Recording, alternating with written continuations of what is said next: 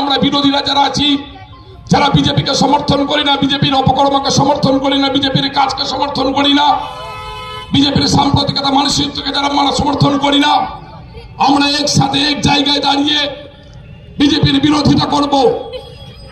এবং তিনি নাম দিলেন সবাইকে নিয়ে একসাথে ইন্ডিয়া জোট। ইন্ডিয়া জোটের প্রথম সারিতে রাখলেন। তিনি বললেন কংগ্রেস বড় দল আছে, তারা থাকবে সামনে সারিতে, আমরা সকলে মিলে সহযোগিতা করব কংগ্রেসকে। এই কথা বললেন আমাদের প্রিয় দিদি, পশ্চিমবঙ্গের সম্মানীয় মুখ্যমন্ত্রী। ইন্ডিয়া জোট তৈরি হলো। আমরা দেখছি কি বলুন, এক নতুন দালালের জন্ম হলো পশ্চিমবঙ্গের বুকে।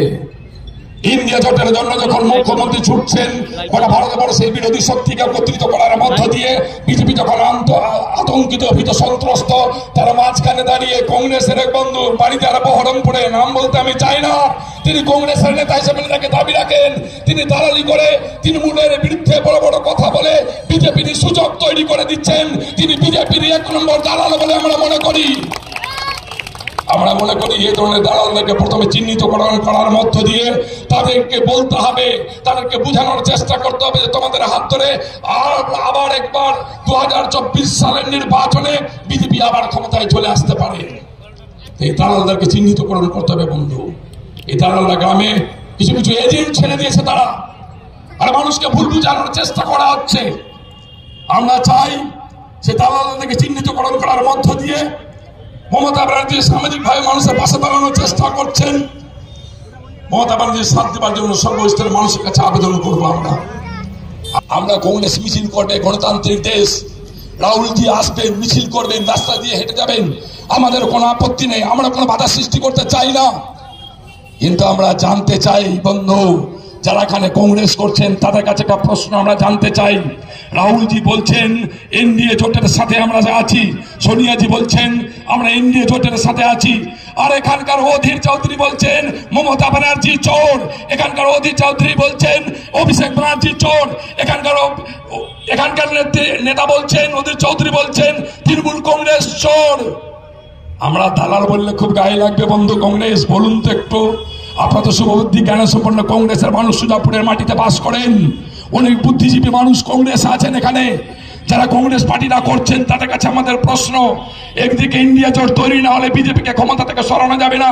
বিজেপির আতঙ্কে গোটা ভারতবর্ষের সাধারণ মানুষ আজকে ভীত সন্ত্রস্ত আতঙ্কিত যে বিজেপি যদি পুনরায় আবার ক্ষমতায় আসে মানুষ তাদের নিজ নিজ ধর্ম পালন করতে পারবে কিনা, গণতান্ত্রিক অধিকার সুরক্ষিত থাকবে কিনা, সংবিধানের পাতাটা ঠিক থাকবে কিনা, আইনের রাজত্ব থাকবে কিনা, মানুষ নিজ নিজ ধর্ম পালন করতে পারবেন কিনা।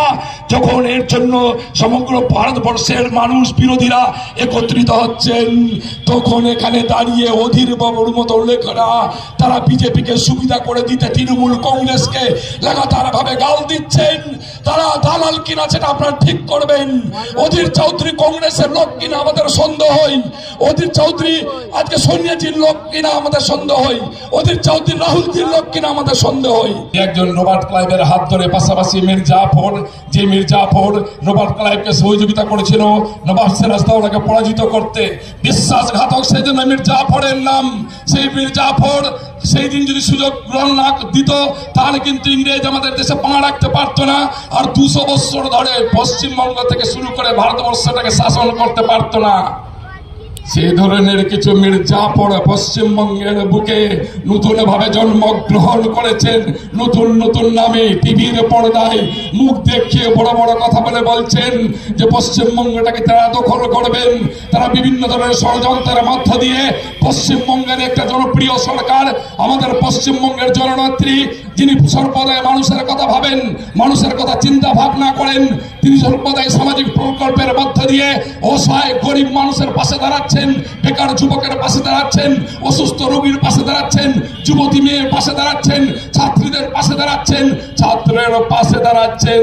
এই এক ধরনের একজন জননেত্রী, যিনি একজন মুখ্যমন্ত্রী হিসাবে আজকে প্রমাণ করেছেন গোটা ভারতবর্ষে যদি 1 নম্বর কোন মুখ্যমন্ত্রী থাকে যিনি মানুষের কাজ করেন তার নাম মমতা ব্যানার্জি। এই মমতা ব্যানার্জিকে ধ্বংস করে দিবার জন্য আজকে কিছু কিছু মীর জাফর পশ্চিমবঙ্গের বুকে জন্মগ্রহণ করেছেন। আবার একটা নতুন ভাবে রবার্ট ক্লাইভ জন্ম হয়েছে গুজরাটে, সেই রবার্ট ক্লাইভকে হাত ধরে নিয়ে আসছেন পশ্চিমবঙ্গের বুকে। যে পশ্চিমবঙ্গ থেকে রবার্ট ক্লাইভের হাত ধরে গোটা ভারতবর্ষ থেকে গ্রাস করেছিল ইংরেজরা, সেই রবার্ট ক্লাইভের জন্ম হয়েছে ভারতবর্ষের বুকে নতুন নামে। আর এখানকার মির্জাফরেরা তাকে নিয়ে আসছে আমাদের বাংলার হাত দিয়ে গোটা পশ্চিমবঙ্গ গোটা ভারতবর্ষকে দখল করে নেবার জন্য। আর আমরা মনে করি পশ্চিমবঙ্গের মানুষরা তৈরি আছেন।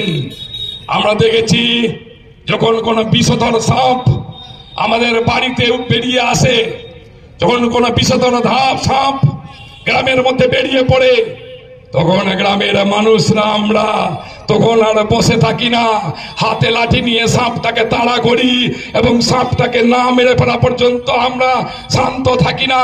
বিষধর সাপ দংশন করলে মানুষের মৃত্যু হয়। বকরা সাপ নামে একটা নতুন সাপ বেরিয়েছে, যে সাপ খেলাড়িরা যারা সাপের ডুবডুবে বাজিয়ে পশ্চিমবঙ্গের বুকে মানুষকে সাপের খেলা দেখিয়ে মানুষকে মেরে ফেলার চেষ্টা করছেন, সেই বিষধর সাপের বিষ দাঁত ভেঙে দেবে পশ্চিমবঙ্গের মানুষ।